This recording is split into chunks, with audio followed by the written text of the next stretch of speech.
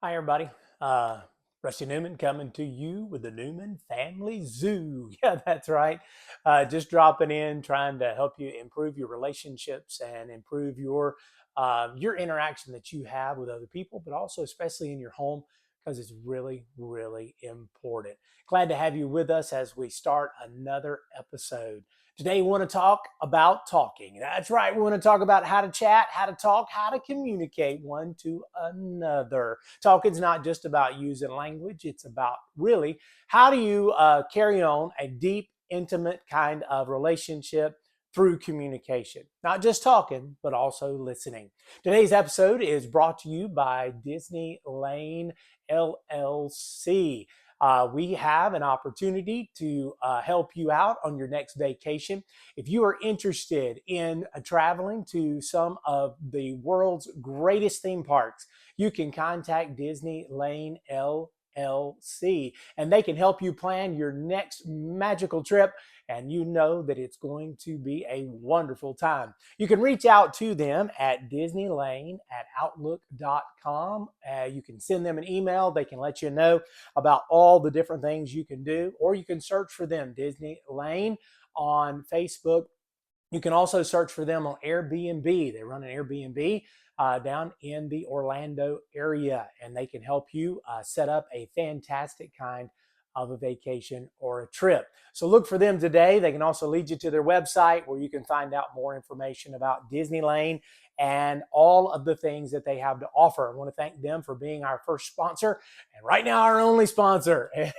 So that'll be cool. If you're looking for sponsorship, we'd love to talk to you about how you can get involved. Well, let's talk about talking. Communication is so important. It's vital in any kind of relationship, whether it's your home or whether it's your working relationship, maybe even neighbor to neighbor, chat to chat, or whatever it may be. And speaking of that, Chat GPT will not help you with this kind of relationship because it takes what I believe is a valuable kind of communication that we need. There is power in communication, especially in building of our relationships. I jotted this down. I've got a lot of notes that I want to share with you today that I think are really important when we talk about building relationships. When you build communication and you build relationship, it builds an affection for one another. It also helps you develop peace in your relationships. It gives you an open door to joy and fulfillment. And it also, I believe, closes the loop to what God intended all along for really good and healthy, proper relationships. Think about it. He said it's not good for man to be alone. He's not just talking about in marriage, he's also talking about alone. We're not an island, we're not alone, we're not in isolation. We need one another, and we need that kind of friendship and that family relationship that goes with it. As the basis of this, my biblical background today is found in Matthew's Gospel, chapter 7, verse 12, right in the middle of the Sermon on the Mount. Jesus said this: however you want people to treat you, so treat them. It is the golden rule.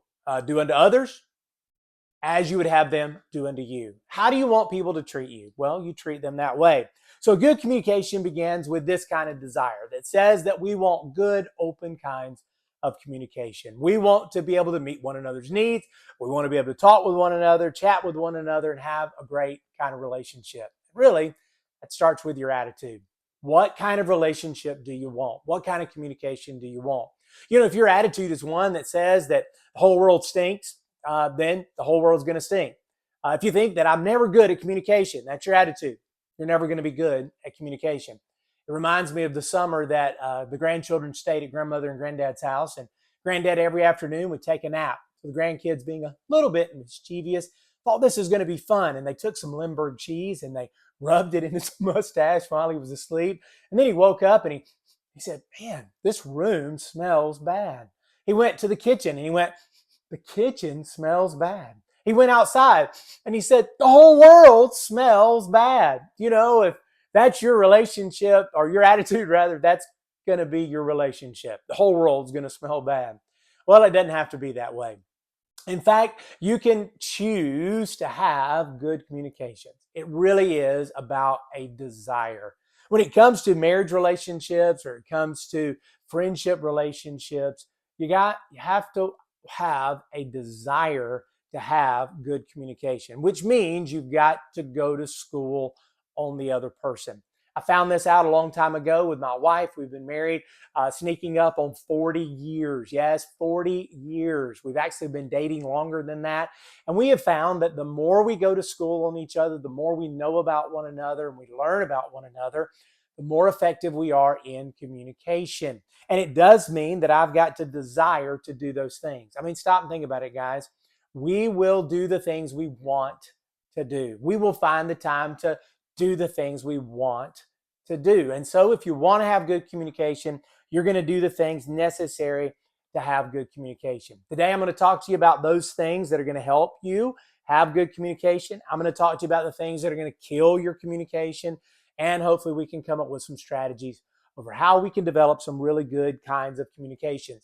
My background is one that I studied a little bit of linguistics back in the day and really was fascinated over how language is developed and how language comes about. And one of the things I learned is the differences that come about in the neurological transfer of language in boys and girls. Yeah, I'm one of those weirdos that thinks there really is a difference between a boy and between a girl. And it's not just in our minds, it is even more than that. It's not just in our plumbing, it's even more than that. When we look at language and how language is developed, we found when we studied little girls that little girls make sounds, almost 100% of their sounds are word based. Almost 100% of the sounds that a little girl makes as she's developing language will be word based. Only 60% of the sounds that boys make are word based, which means that about 30%, 35, 40% of the time, boys are going to make sounds that are not word based, but they're simply just sounds. So they'll make brrr sounds, the truck, or they'll crash things. We have a comedy thing that we like to watch sometimes, and they'll have individuals, they have improv actors that are up and they're making an improv scene, doing things. And the whole shtick is that people have to make sound effects that go with it.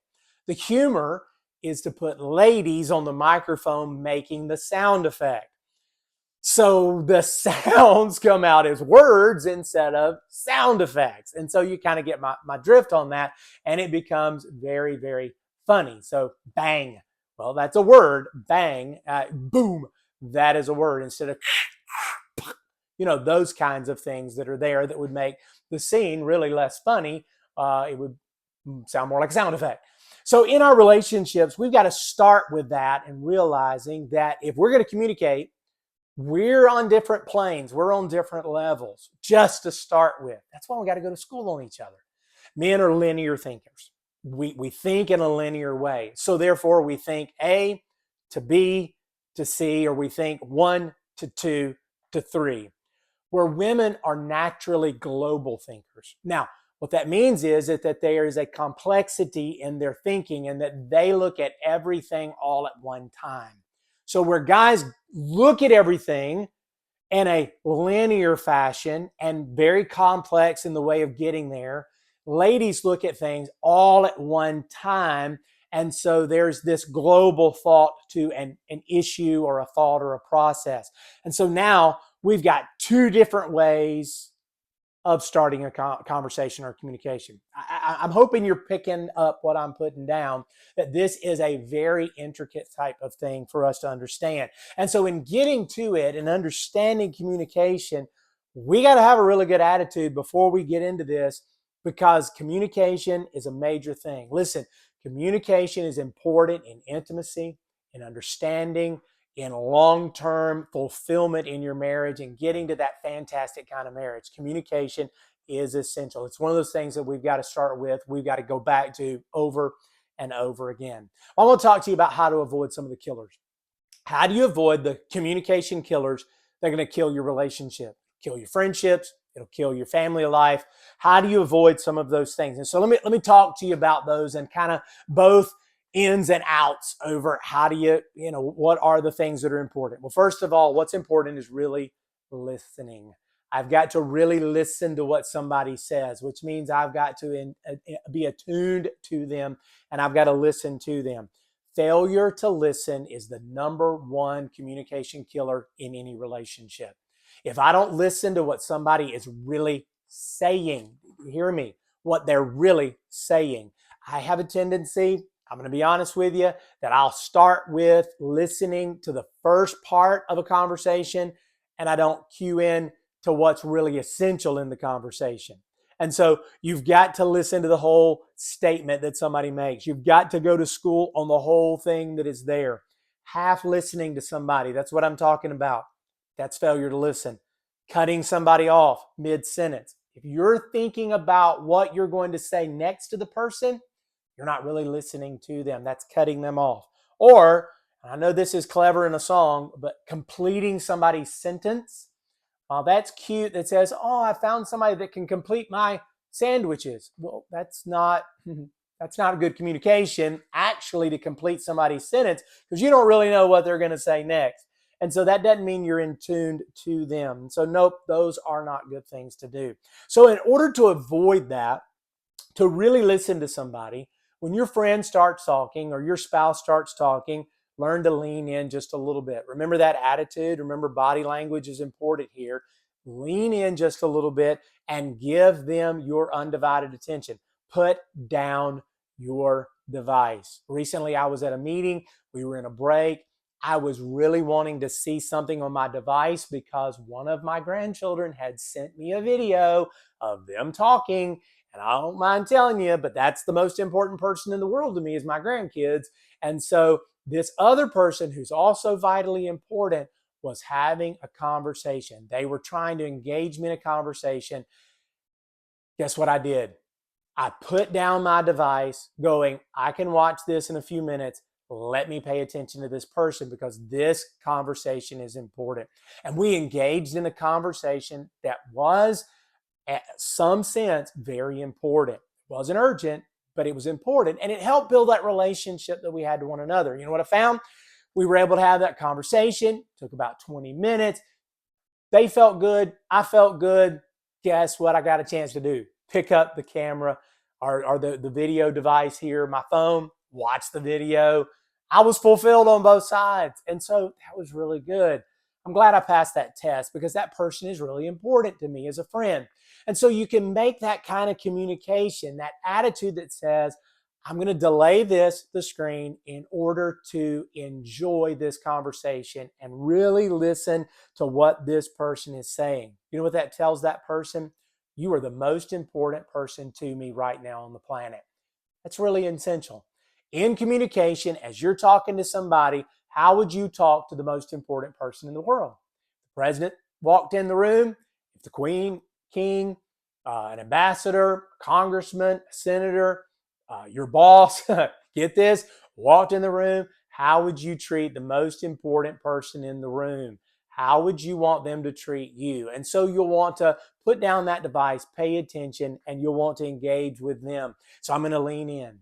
I'm going to use my eyes to show that I'm paying attention, eye contact. I'm going to listen with my ears. I'm really going to try and listen. That's why it takes the good attitude that says, I'm going to pick up what they're putting down. And so I'm really going to listen. The second thing we need to know is truth is everything. Truth in communication is very important. Now, careful how much truth you pour out at one time, but truth is important. In other words, lying is lethal. So in your communications, now I'm going to deal with husband and wife here. In your communication with husband and wife, lying is lethal. Do not lie. Try to avoid those lies. I'm not going to tell you a lie. I'm going to tell you the truth. You're talking to the person that loves you more than anybody else. You also ought to live in such a way that the truth isn't going to hurt. You hear what I'm saying? And so avoid those situations in life that you got to come back and you got to own up to an uncomfortable truth. So have comfortable truths, but lying is lethal in your relationship. You know, the thing is, we don't have to learn how to lie. We learned how to do that pretty early.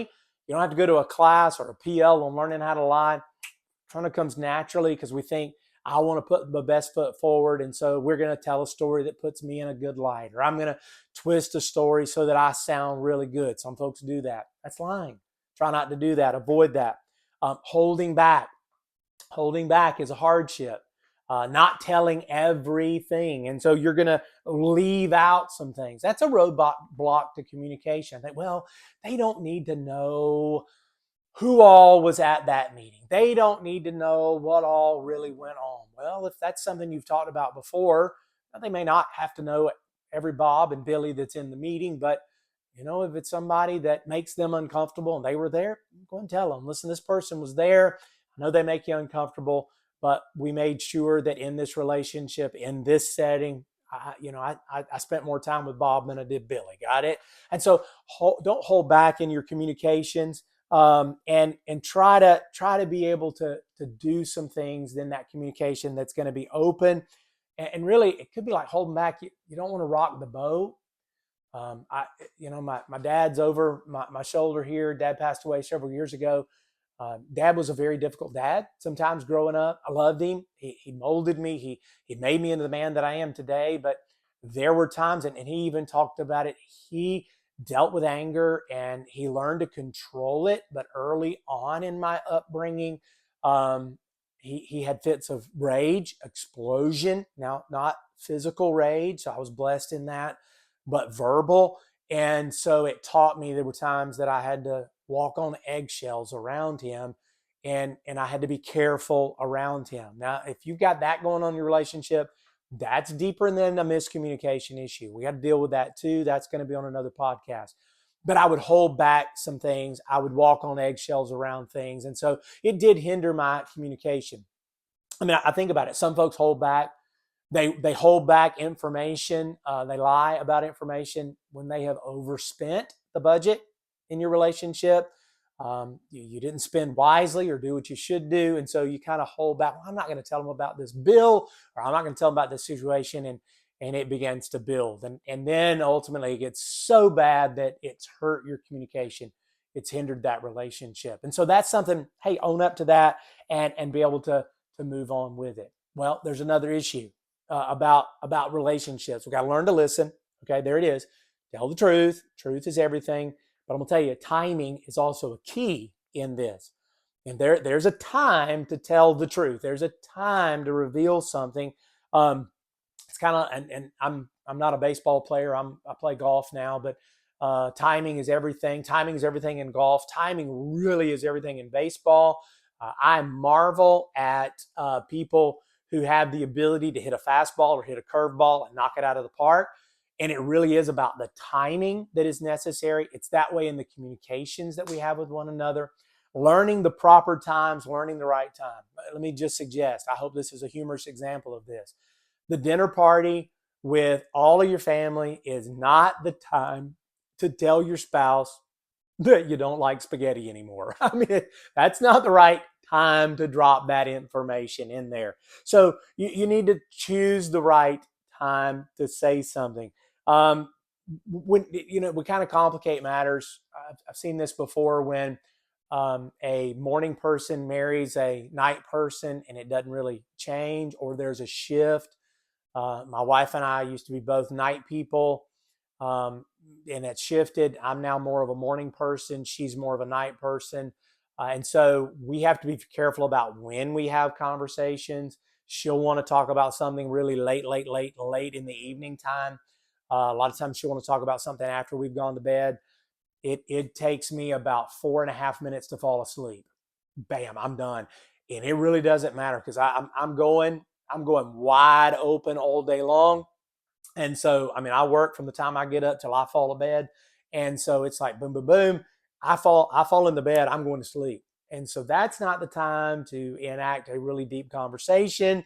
That has created some conflict in our relationship. And so we've had to go back and revisit when's the right time to have a conversation. Also, having a conversation first thing in the morning, not a good time with a night person because they're not thinking clear. So when schedule it, how do I have a good time? When can we get together? When can we meet? And when can we have this conversation? Because we really do need to have this conversation. Now, let me say this. Don't avoid that time. Some of you want to kick the can down the road. You don't want to talk about something that's uncomfortable, so you're kicking the can down the road. You know what you're doing? You're lying. You're lying. And that'll kill your relationship. That kills your communication. So don't kick the uncomfortable conversations down the road. Go ahead and have those conversations. Sometimes they're not as bad as you think they are. Remember, during those times, during that communication, I'm going to go back to what Jesus said: treat other people the way you want them to treat you. So I'm going to have an open conversation. I want to treat them the way that I want them to treat me. I'm going to find a time to be able to have that conversation. And so I'm not going to push that down the road, but let's find the right time. Timing is everything. And so find the right time to be able to have those things. Now, let me deal with a real killer. There's no upside to this. See, I've given you some things where there's upsides. This one, there's no upsides. This is the killer of all killers in communication. I've dealt with this in marital counseling, pre and post, and I'm telling you, this is the killer. When you use terminal words, it's done. You start using terminal words, it is off limits. You should never go there. I'm using a terminal word, never go there. Terminal words is the time when you say last words. These there's no other discussion.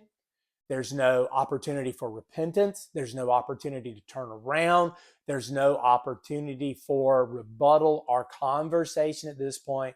Terminal words are an absolute killer. And some of you are thinking, well, what do you mean? What are terminal words? Now, there's a long list. I've got a long list of terminal words that I've dealt with in counseling, but I'm going to give you just a few because I think these are the top ones.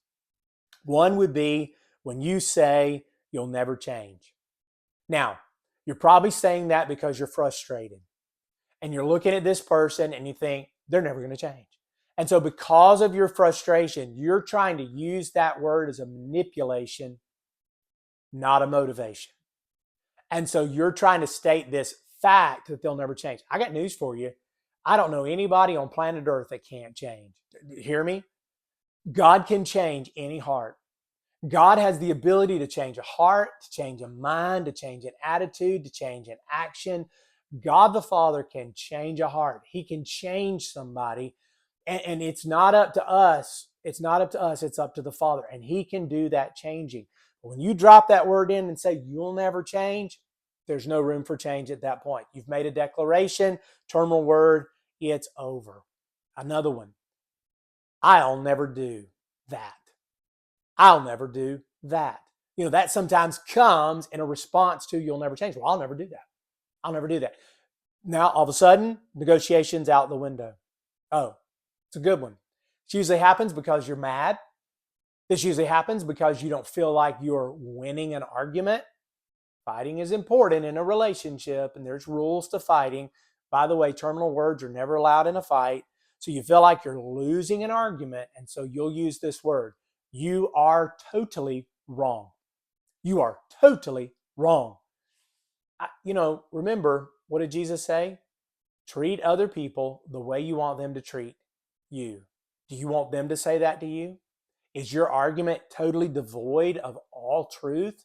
Probably not. Is what you're thinking totally irrational? Probably not. Neither is theirs on their perspective, on their side of things. And so you sit there and you tell somebody you're totally wrong. You're dismissing them immediately, and you're trying to say you have no part in this conversation whatsoever. From this point on, I am the supreme authority on this. Don't challenge me any longer. You see how that's a setup for nothing but World War IX? I mean, that can create more conflict and can end more marriage and more relationship and more friendship than anything that I've ever seen. All right, next. I told you so.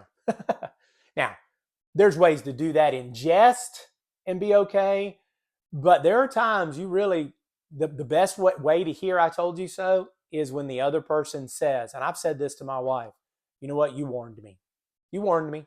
You let me know ahead of time this might be the outcome. You warned me. I wasn't listening. I didn't pay attention to this. And that's a relationship builder, not a relationship killer. But if I come out and say, I told you so, bam, boom, done. Terminal word. And it kills the kind of relationship that we have with one another. It also says, I'm superior than you are. I have a superior intellect, which is not true. I don't have. But it gets me into that kinds of positions. I hear people say sometimes you always forget, like you've always forgotten, you'll always forget. There may be a better way. Can I help refresh your memory? Can I help remind you of that? Might be a better way to say that. Here's one that I've heard in counseling before. I saw a couple do this one time sitting in my office where she looked at him and she said, I should have listened to my mom. I never should have married you. Wow. And pretty much at that point, the relationship was over. She had already been feeling that way. It had already been to that point, but it had come to the head. It was terminal. And honestly, there was really not much that I could do after that point. There was not much that groom could do after that point. It went to the tanker. It was done. And so there was really nothing else I could do. I never should have married you. Those are words, and you may not mean it. You may not mean it. I don't know that she really meant it, but because she expressed it, those words hurt. Somebody said one time, sticks and stones may break my bones, but words will never hurt me. That was a person that had never dealt with an unhealthy person or never dealt with something that was hurtful in that kind of relationship. And so that would be difficult. You know what I found? I found that terminal words leave no room for retreat. You can't take them back. It leaves no room for concession to be able to get along. Apologies or invitations to grow are out the window at that point. So terminal words need to be left in the terminal. We need to leave them there. Learn a different way to go about it. It's interesting because the Apostle Paul dealt with our relationships one to another. He complimented the things that Jesus said. Isn't it interesting how Scripture has a way of complimenting other Scripture? In Galatians chapter 6 and verse 2, the Apostle Paul said, bear one another's burdens. That we're to bear one another's burdens. We're to take on ourselves others' burdens, others' concerns. We're to take their cares. Now notice he didn't say we're to solve their problems. He said we're to bear their burdens. We're not to try and somehow figure out how to solve these problems. As a husband, as a wife, as a friend, in communication, I'm not called always to solve the problem. In fact, most of the time, I'm not called to solve the problem. I'm called to listen to the problem, to bear the burden that somebody has. Now, if there's an invitation to solve, step in. But if not, I've got to learn certain things that I can do. Let me give you some suggestions. If we're going to bear one another's burdens, I want to talk first to the husband, because I is one. And then I want to talk to the wife, because I have one. And I want to talk about this communication issue and how we can learn to communicate, how we can learn successfully in that relationship to help. Understanding everything that I have said. Here's the attitude that we're to go into it with. I want to talk about the bucket, and I want to talk about the sounding board. I want to talk about the bucket. Guys, the bucket is something that you can hold. I love buckets. Ladies love baskets. I love buckets. Buckets are great because you can put a lot of stuff in a bucket. It's got a handle. You can hold on to it. You can tote it. And I'm a good toter. I'm not a good fixer sometimes of things that break, but I'm a really good toter. And I can tote some things around. Now, I'm going to get general here. I'm going to get generic. As the bucket, listen, when a wife or a friend is angry, when they're upset, when they're frustrated, when they're emotional, they do not need at that moment a man to step in with a 3-point plan to solve the problem. When there's anger, when there's frustration, when they're needing to express that, they're not looking for you to solve it, so to speak. They're looking for you to put it in the bucket, to hold on to the fears, to the concerns, to the hurts, to the emotions, to the frustrations. I think this is one of those areas where we break down in communication because we think somehow that this is the time for us to talk. Listen, communication sometimes about listening. So when there's anger, there's frustration, hold the bucket. The lady, she needs you to hold the bucket. She's not looking for solutions. She's saying hold the bucket. Now, I'm going to say something, but don't read into what I'm saying. In the emotional charge statement, she's not looking for logic. She's looking for you to hold the bucket. So I'm not looking for a logical approach at this point. That comes later. She's looking at you to hold the bucket. Sometimes for a lady, listen, the answers are not simple for the lady because they see, remember, globally. They're looking at feelings, attitudes, why did something happen, causations, what could take place, what is going to be the outcome, all of the different scenarios. Yes, that's important. All of the different scenarios. And they're looking at that all at the same time. All of that is colliding in at the same moment. I mean, it is like rushing in that is there. I saw a movie. Don't necessarily recommend it to all of you, but it was a movie.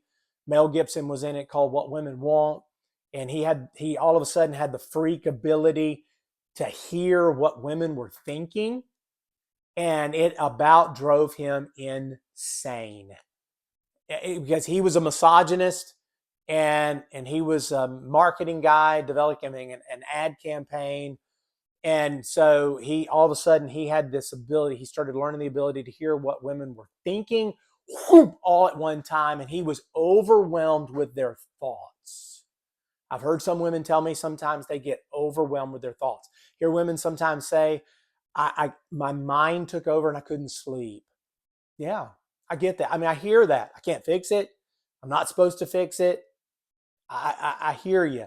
That's a part of the way that women are wired naturally, and the woman has to go, ladies have to go to that total extent. So, guys, listen, if you're going to communicate at that moment that mind is exploding like a hydrogen bomb and it's sucking everything up, because that's what a hydrogen bomb does, just pulls it all together into one place. When that's happening, you hold the bucket, you hold on with everything you have, and you allow those things to be expressed. You allow those things to be able to flow freely. Okay. So you hang in there, you listen, you listen, you listen, you listen, you listen. Now, in the process of listening, there are some times that you can do some things. Guys, you need to learn to clarify. The statement is made, help them clarify. Because remember, there's a lot of things going on, and you may have to go back several minutes and say, hey, can I pause just a minute? You made a statement a while ago that might apply to this. That shows, first of all, you're listening, by the way. And how does this work? How are you thinking about this? Does this person really feel this way if this is what you know about them or you know about that situation? Ask the question. You're not solving it, you're asking a question. And so it's for clarification. Can you help me help you think through this? And so you clarify. That may put some perspective on things. And that's a good thing to do when you're holding the bucket, is pull something out of the bucket and say, ooh, can we put some perspective on this for just a minute? And then put it back in the bucket. Allow them to do it. Allow the lady to begin to think through that process. And so as I'm thinking through that process and I'm moving through that process, that's helping them. And what it's doing too is helping for the lady to have a self-discovery of things. And so they got to discover what was going on, and it helps them because that's the way the mind is set. And so we're in that discovery process. You see how that works, guys? So hold the bucket. Now, ladies, we talked about being a sounding board, because where you need somebody to hold the bucket for you, you need to be a sounding board for the young man in your life, your son, your husband. You need to be that sounding board. Remember, men are linear thinkers. And so when we have anger, frustration, I'm going to say it, fear, I think guys deal with fear more than we want to admit. We don't know if we're going to measure up. We don't know if we can measure up. So we deal with those issues. So we deal with frustration or fear or anger or aggravation or injustice. We guys deal with injustice a lot. That wasn't what we think should have happened. And so we start dealing with things. We look at it from a cause and effect basis.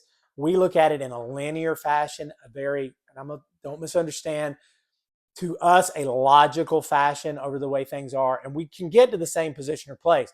But what we need is we need a sounding board. We need somebody who's going to listen to what we are throwing out. I'm going to use another analogy in a minute that goes a little bit askew to a sounding board.